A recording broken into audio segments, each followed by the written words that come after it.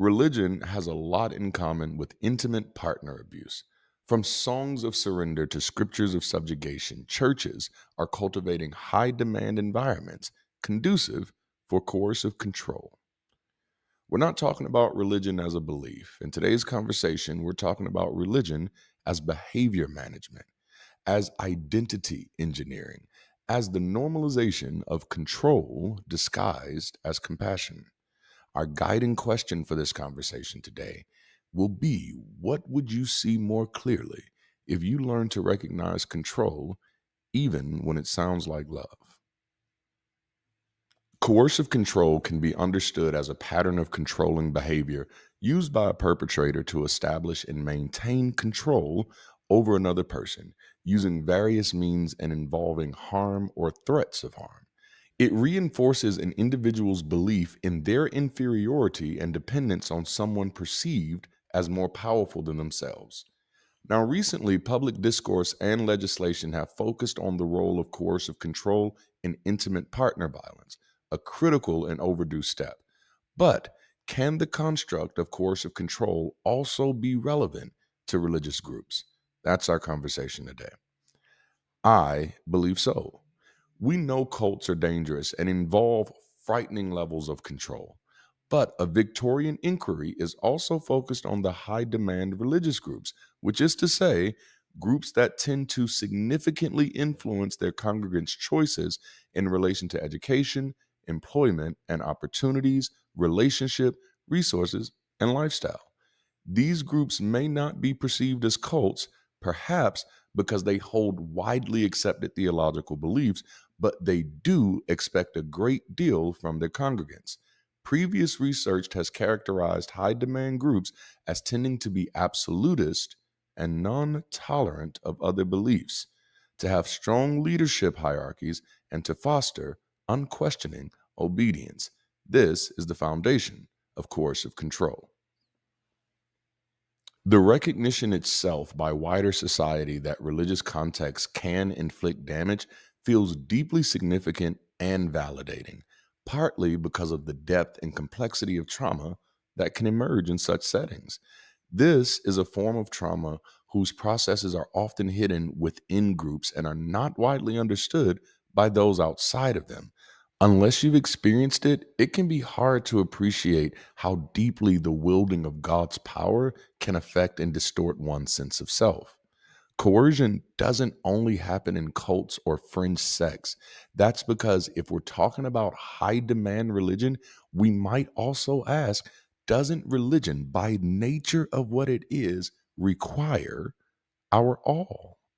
Surely Christianity is, by necessity, high demand. Evangelicalism certainly is. Churches frequently sing songs like All to Jesus, I Surrender. And as a Christian, I was taught to die to myself so that I might live like Christ, so that it would no longer be I who lives, but Christ who lives within me. This is as high as demands get. This part this is part of the inherent complexity of an inquiry into coercive control within religious context. The faithful can and often do genuinely believe that the religious demands they make and subject themselves to are for the good of others, and that they are called by God to help save those who are lost at all cost. Surely the argument that one must give over one's life and soul to avoid damnation is coercive by nature. The central belief in humanity's brokenness and our need for salvation by a perfect Christ is reiterated week in and week out at church services around the world. A deep sense of self mistrust can be fostered when adherents repeatedly sing popular Christian lyrics that emphasize God's goodness and our utter destitution, or the imperative to surrender all. High demand? You bet. Take a look at the lyrics to some of the top 100 Christian songs of all time to get a sense of the pervasiveness of these themes. So, what exactly is coercive control? Coercive control is a pattern of behaviors that gradually restrict a person's autonomy, shapes their sense of self, and limit their choice through manipulation, dependency, surveillance, guilt, and fear. The key elements are going to be isolation, gaslighting, fear narratives, thought and behavior monitoring, conditional love, identity replacement, and ultimately the loss of personal agency. A great question that I like to ask believers is, how much of your faith did you choose, and how much of your faith were you shaped by? Let's talk a little bit about how religion uses coercive control. Now, we're not talking about one bad church. We're talking about an entire architecture. This is the blueprint for how this machine works. So, we'll start with surveillance culture. The very idea that God is watching you at all times and has intermediaries that he will tell on you to, which is backwards as fuck. Okay. So, and then surveillance culture breeds internalized policing, which leads to self censorship. But then on top of surveillance, you have fear based narratives, narratives built around hell, demons, backsliding, and the consequences thereof. When fear regulates behavior, consent has disappeared. And then there's also dependency creation with ideologies such as without God, you are nothing, less of me and more of you. I must decrease and you must increase. As I said earlier, it is not I who live, but you who live within me. This reprograms self worth so deeply that independence feels like betrayal. Saying I no longer need you doesn't feel like freedom. There's also social isolation, the concept of us versus them. Healthy communities connect you to the world. Coercive communities cut you off from it. Once your trust in outsiders has been completely disrupted, the next phase is identity replacement, where you are now a new creature and your main goal is to die to self. Your old identity becomes invalid, and your new identity is owned by the institution. In evangelical context, the combination of early life indoctrination plus leadership claiming divine directive heightens vulnerability. This leads to those high demand expectations where churches are frequently singing things like All to Jesus I Surrender, or frequently preaching things like Die to Self that you might live for Christ, as exemplifying the high demands of the religion itself. These expectations, combined with divine authority plus claims of the inerrancy of Scripture, can be tumultuous. When Scripture is treated as infallible and leaders claim divine appointment, the space for dissent or alternative perspectives is closed. So now let's talk about why it doesn't feel like control. Coercive control works best when it feels like belonging, when it feels like fitting in, when it feels normal. There are three reasons to consider that lead to this. Number one, you're being groomed long before you can consent. Children raised in religion cannot meaningfully choose their religion, it shapes their default setting. And then the language of control is wrapped in the language of love. Instead of obedience, you hear submit. You hear God's will instead of replacement of your will. Accountability becomes surveillance, and you hear serving instead of unpaid labor. And then thirdly, it gives certainty in exchange for autonomy. So you trade the discomfort of thinking for the comfort of obedience. All right, let's jump into the mechanics of it, how coercive control rewires your identity. It starts with controlling your time. The church calendar becomes greater than your personal calendar. If the system controls your time, it controls your world. And then it typically controls your social network. Leaving the church feels like losing your entire support system. That's not community, that's captivity masked as connection. But it also tries to control your emotions. If your emotions are always the devil, the flesh, or rebellion, you lose the ability to trust yourself. It also goes to controlling your thoughts. any question is immediately redirected to just trust God. Lean not on your own understanding. Take that thought captive and hold it into the obedience of Christ. You're trained to stop thinking when it actually matters the most. And this is what leads to the aspect of controlling your actual identity. The final stage of coercive control is simple. You stop being you. You become who the system needs you to be. Compliance becomes more important than compassion or comprehension or consideration. I think one of the central reasons that coercive control is so prevalent in religious culture, especially in Christian and evangelical society, is because of the existence and the promotion of what we're going to call, and what's called philosophically, as the God's eye view. And I'm advocating for the death of not just the idea of gods, but the death of the God's eye view. Now, philosophically, a God's eye view is the idea that someone, a pastor, prophet, leader, book, or institution, has the final truth or the ultimate perspective, an unquestionable or unimpeachable interpretation of reality. They have divine right or divine insight into you and therefore legitimate authority over your decisions. In coercive religion, this is the engine of control. If someone claims the ultimate perspective, your perspective becomes automatically inferior. Now, this is how obedience replaces autonomy, surrender replaces agency, compliance replaces critical thinking, and self doubt replaces self trust. The God's eye view is not about God, it's about hierarchy. It's about who gets to speak with unquestionable authority. It's about submitting yourself to someone else who claims to have a better view on you.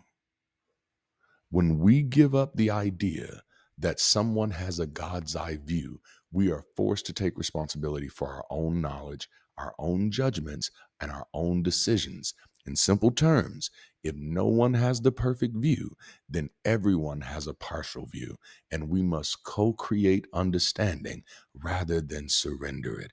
And this is why I always remind people that we are all just the blind man touching the elephant. And I don't care how much you've molested that motherfucker, you still don't know what you're feeling on yet. So I'll pass on taking any of your advice with your nasty self. Sorry, couldn't help it. It just happens. It comes and goes. Okay. This is the foundation of modern humanism. No one gets the God's eye view, not even you. And this is actually liberating. You don't have the God's eye view. They don't either. No one does. Everyone is looking from a limited angle. Everyone sees through a frame. Everyone interprets from experience. What does that do? It levels the playing field of perspective. Instead of surrendering judgments to any higher authority, you learn how to collaborate, evaluate, and decide. It's not about always trusting yourself blindly.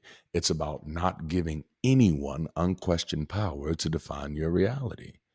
The death of the God's eye view isn't about killing God. That's already been done.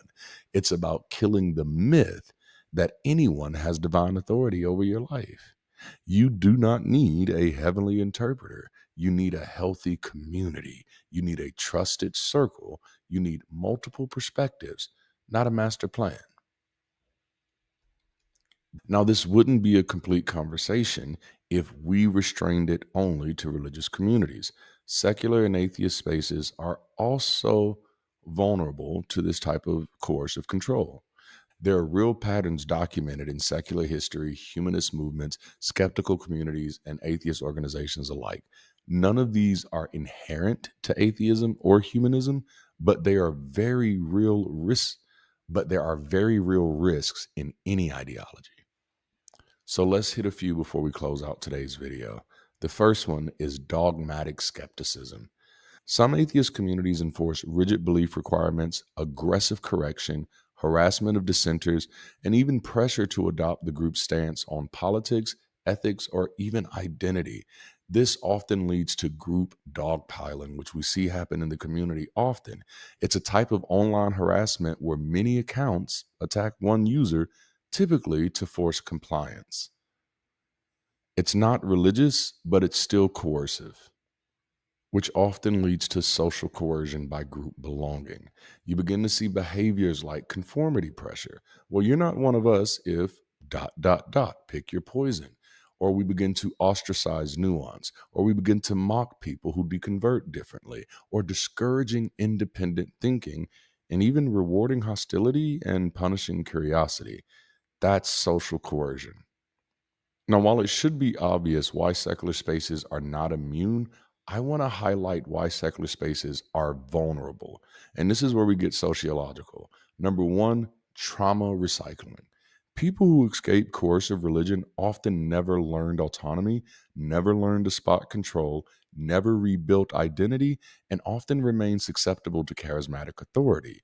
This leads to recreating what they escaped, just with new language. And I do actually have a whole nother video coming out about that subject, about how sometimes cult behaviors are formed from the bottom up. And the second one is the purity of ideas. When ideas, not gods, become sacred, they become unquestionable, policed, and even worse, weaponized. Any idea treated as holy becomes a tool of control. And this is where virtue signaling sneaks in. When a community adapts an idea as pure, belonging becomes tied to performance, to public displays of loyalty to that idea. And then suddenly, people say what the group expects, not what they actually think. And then disagreement begins to feel dangerous. Curiosity feels like betrayal. Silence feels like guilt.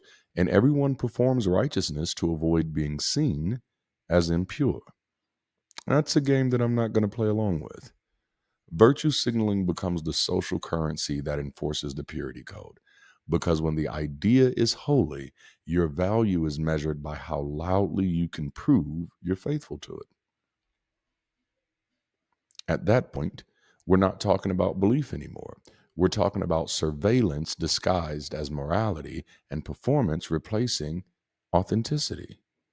So religion didn't invent coercive control, it just mastered it.